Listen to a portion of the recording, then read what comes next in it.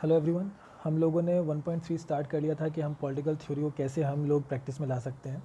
हम लोगों ने ये देख लिया था कि इस चीज़ में हम लोग कितना, हमारे पास क्या लिमिट है, क्या चीज़ पढ़ेंगे हम लोग, क्या चीज़ें नहीं पढ़ेंगे। आगे देखते हैं।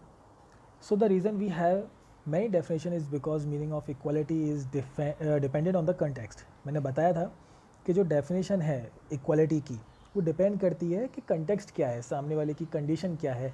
हम लोग सबको इक्वल अपॉर्चुनिटी दे रहे हैं, अच्छी बात है, लेकिन कुछ लोगों को स्पेशल ट्रीटमेंट भी चाहिए होता है। We started with what it meant for our self and then proceeded to consider others. सबसे पहले जब हमने स्टार्ट किया था तो हमने ये देखा था कि हमसे ये चीज़ कैसे रिलेट करती है, हम हमारे बारे में सोच रहे थे, लेकिन हम अब धीरे धीरे और भी लोगों का देख रहे हैं, जहाँ पे पुअर्स आते हैं, सीनियर सिटीजन्स आते हैं, जिनको डिसएडवांटेज होता है किसी भी चीज़ से लेके, इन सब चीज़ों को भी हम कंसिडर कर रहे हैं। We have many layers of meaning. हमारे पास काफ़ी लेयर्स हो गई हैं अब इसके इक्वालिटी की डेफिनेशन की। We have been doing political theory without realising. हम लोग हमारे डेली लाइफ में भी पॉलिटिकल थ्योरी यूज़ कर रहे हैं और हमें पता भी नहीं है actually. Political theorists clarify the meaning of political concepts by looking at how they are understood and used in ordinary languages. Political theorists जो होते हैं, सबसे पहली चीज़ तो पॉलिटिकल थ्योरी समझ लो, जो इस चीज़ की थ्योरी देते हैं या इस चीज़ को समझते हैं, डिबेट करते हैं, वो लोग आपस में बात करते हैं, उसके एडवांटेजेस डिसएडवांटेजेस, कोई भी एक चीज़ है, कोई भी एक थ्योरी है, उसके बारे में समझते हैं, बात करते हैं, डिबेट करते हैं, उसके डिसएडवांटेज एडवांटेज देखते हैं। सारी चीज़ें देखने के बाद, सारे कंसेप्ट को देखने के बाद, उसको समझने के बाद फिर एक ऑर्डिनरी लैंग्वेज में एक शो करते हैं ताकि सबको भी समझ में आ जाए। They also debate and examine. जैसा मैंने बताया कि ये डिबेट करते हैं, उस चीज़ को एग्जामिन करते हैं, उसका मीनिंग क्या है, उसको एक सिस्टमेटिक मैनर में रखते हैं और फिर हमें बताते हैं। अब बताते क्या हैं, हमें तो पता लग गया कि उनकी सब डिबेट्स होती हैं, लेकिन एक्चुअल चीज़ वो क्या काम आती है। When is equality opportunities enough. When is equality of opportunity enough. जो इक्वालिटी है उसकी अपॉर्चुनिटी कब काफ़ी है, मतलब कि सबको आपने इक्वालिटी दे दी, लेकिन कहाँ तक, वो कितनी काफ़ी है। When do people need special treatment. लोगों को स्पेशल ट्रीटमेंट कब मिलना चाहिए। ऐसा नहीं है कि कोई नॉर्मल इंसान है, अच्छा फिट है, और उसको आप स्पेशल ट्रीटमेंट दे रहे हो, स्पेशल अपॉर्चुनिटी दे रहे हो। आप उसकी जगह उसको अपॉर्चुनिटी दो जो कि मेहनती है, लेकिन उसमें कुछ डिसेबिलिटी है या कोई रीज़न की वजह से वो कम्पीट नहीं कर पा रहा है, वो योग्य है लेकिन उसके पास साधन नहीं है, तो उसको स्पेशल ट्रीटमेंट मिलना चाहिए। How far and how long should such special treatment be given. कब तक और कितने लंबे टाइम तक उसको ये स्पेशल ट्रीटमेंट मिलना चाहिए। अब सपोज़ करो कोई एक बच्चा है जो पैसे नहीं दे सकता है, ठीक है, स्कूल की फ़ीस नहीं सकता है, तो गवर्नमेंट क्या करेगी, उसकी स्कूल फ़ीस दे देगी। लेकिन क्या गवर्नमेंट हर जगह उसको रिजर्वेशन देगी या हर जगह उसकी हेल्प करेगी, मतलब एडमिशन से लेकर एग्ज़ाम तक उसकी हेल्प करेगी क्या? नहीं, वो सिर्फ एडमिशन तक हेल्प करेगी। तो ये चीज़ें हमें देखनी चाहिए, ये सब चीज़ें हम इसमें पढ़ेंगे। शुड पुअर चिल्ड्रन बी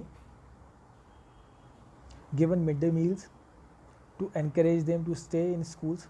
जो गरीब बच्चे हैं, क्या उनको मिड डे मील्स मिले ताकि वो स्कूल आने के लिए एनकरेज हों। These are some questions which they address. यही सब क्वेश्चंस हैं जो पॉलिटिकल थ्योरिस्ट इस चीज़ में पूछते हैं या डिबेट्स में बात करते हैं इसके बारे में, या जिसके बारे में हम पॉलिटिकल थ्योरी में पढ़ते हैं।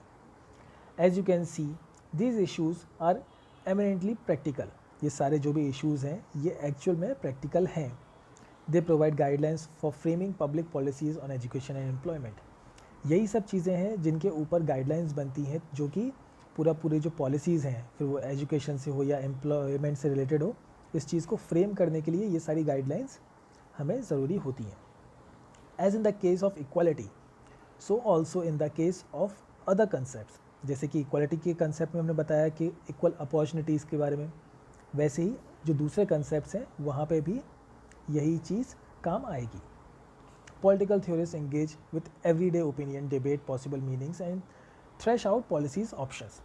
अब जो पॉलिटिकल थ्योरिस्ट हैं वो ये डेली जो उनकी एवरीडे ओपिनियंस हैं, डिबेट्स हैं, पॉसिबल मीनिंग्स हैं, या जो भी चीज़ें हैं, इन सब को लेकर इंगेज होते हैं और उसके बाद में ये जो भी कंसेप्ट्स हैं वो निकालते हैं, कोई भी गाइडलाइन है, कोई भी पॉलिसीज़, उसको फ्रेम करते हैं। Freedom, citizenship, rights, development, justice, equality, nationalism and secularism are some of the concepts that we will discuss in the following chapter. Freedom, citizenship, rights, development. अच्छा, राइट्स, फंडामेंटल ड्यूटीज़ हैं कुछ और fundamental rights हैं कुछ। Rights जो हमें सरकार की तरफ से मिले हैं, और कुछ ड्यूटीज़ हैं जो हमें निभानी है सरकार को लेके या पब्लिक को लेके या ह्यूमन बीइंग को लेकर, कुछ ड्यूटीज़ हैं। तो यहाँ पे कंफ्यूज नहीं होना, फंडामेंटल राइट्स और फंडामेंटल ड्यूटीज़ एक बार समझ लेना क्या होती हैं। राइट्स वो हैं जो हमें गवर्नमेंट से मिले और ड्यूटीज़ वो हैं जो हमें निभानी है, ठीक है।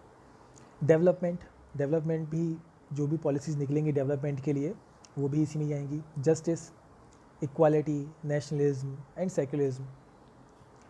इंडिया में हमारे पास, मतलब इंडिया सेक्युलर कंट्री है, यहाँ पर हर टाइप के, हर रिलीजन के लोग रहते हैं, तो सेक्युलर कंट्री मानी जाती है हमारी कंट्री। और इसमें जो पॉलिसीज़ हैं वो भी, सेक्युलरिज्म की जो पॉलिसीज़ हैं वो भी ऐसे ही फ्रेम होती हैं। ये कुछ कंसेप्ट्स हैं जो हम लोग इस चैप्टर में डिस्कस करेंगे। हमारा 1.3 आज ख़त्म हो गया है। हम नेक्स्ट जो है 1.4, why should we study political theory, हम लोगों को पॉलिटिकल थ्योरी क्यों पढ़नी चाहिए। हमने ये देख लिया कि हम पॉलिटिकल थ्योरी को हमारी डेली लाइफ में कैसे ला सकते हैं, लेकिन अब हम ये पढ़ेंगे कि पॉलिटिकल थ्योरी हम क्यों पढ़ते हैं या क्यों पढ़नी चाहिए। होप आप लोग रीडिंग कर रहे हो, इस चैप्टर को अच्छे से रीड कर लेना ताकि आपको आगे की चीज़ें डायरेक्ट या अच्छी तरीके से समझ में आ जाए। Thank you.